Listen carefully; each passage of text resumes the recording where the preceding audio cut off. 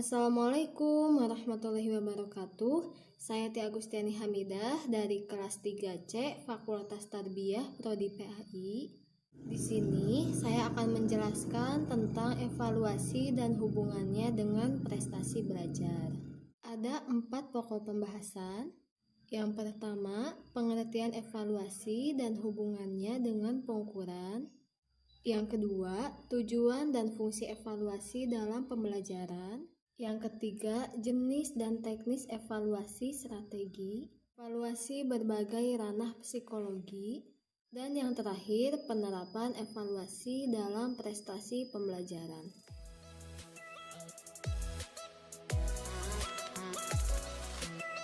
Baik, langsung saja untuk pembahasan yang pertama, yaitu pengertian evaluasi dan hubungannya dengan pengukuran. Evaluasi artinya penilaian terhadap tingkat keberhasilan siswa mencapai tujuan yang telah ditetapkan dalam suatu program. Padanan kata evaluasi adalah asesmen, yang berarti proses penilaian untuk menggambarkan prestasi yang dicapai seorang siswa sesuai dengan kriteria yang telah ditetapkan.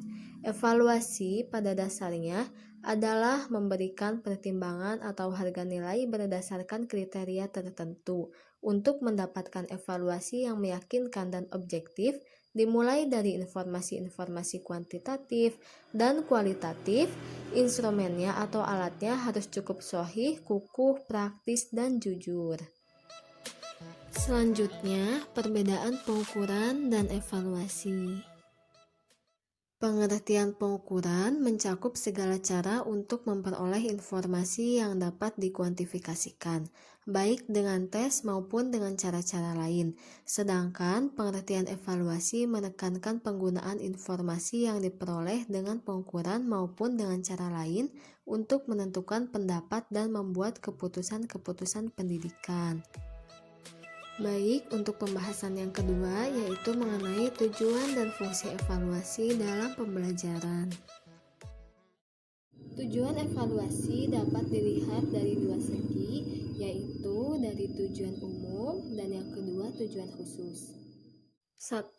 Tujuan umum mengumpulkan data-data yang membuktikan taraf kemajuan murid dalam mencapai tujuan yang diharapkan, memungkinkan pendidik atau guru menilai aktivitas atau pengalaman yang didapat, menilai metode mengajar yang dipergunakan.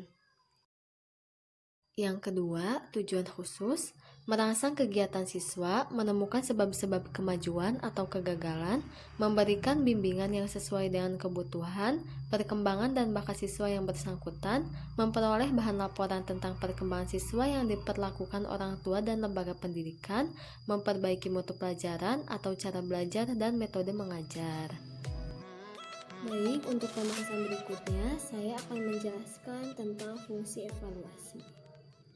Dalam kaitannya, kegiatan belajar mengajar, evaluasi mempunyai fungsi yang sangat penting, yaitu untuk memberikan umpan balik kepada guru sebagai dasar untuk memperbaiki program bagi murid, untuk memberikan angka yang tepat tentang kemajuan hasil belajar, dan untuk memberikan umpan balik kepada guru sebagai dasar untuk memperbaiki program bagi murid, untuk memberikan angka yang tepat tentang kemajuan hasil belajar dari setiap murid, antara lain digunakan dalam rangka pemberian laporan kemajuan belajar murid kepada orang tua, penentuan lulus tidaknya seorang murid, untuk menentukan murid di dalam situasi belajar mengajar yang tepat, sesuai dengan tingkat kemampuan yang dimiliki oleh murid, untuk mengenal latar belakang atau psikologis, fisik, dan lingkungan murid yang mengalami kesulitan-kesulitan belajar, dapat dipergunakan sebagai dasar dalam pemecahan kesulitan-kesulitan belajar yang timbul. Untuk pembahasan yang ketiga, saya akan menjelaskan mengenai tentang jenis dan teknisnya evaluasi strategi. Strategi evaluasi dari berbagai ranah psikologis, evaluasi psikoedukasi, baik pada anak, remaja, ataupun dewasa, pada dasarnya akan menyentuh 3 ranah psikologis, yaitu ranah cipta atau kognitif, yang kedua ranah rasa atau afektif, dan yang terakhir ranah karsa atau psikomotor. Dan untuk pembahasan yang terakhir, saya akan menjelaskan mengenai penerapannya.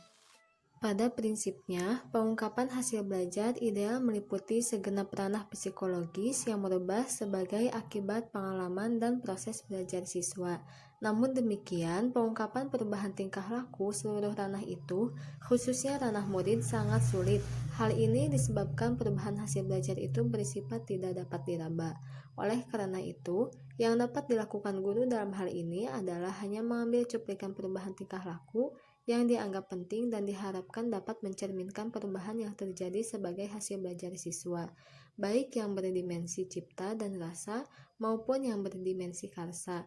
Kunci pokok untuk memperoleh ukuran dan data hasil belajar siswa sebagaimana yang terurai di atas adalah mengetahui garis-garis besar indikator atau penunjuk adanya prestasi tertentu, dikaitkan dengan jenis prestasi yang hendak diungkapkan atau diukur.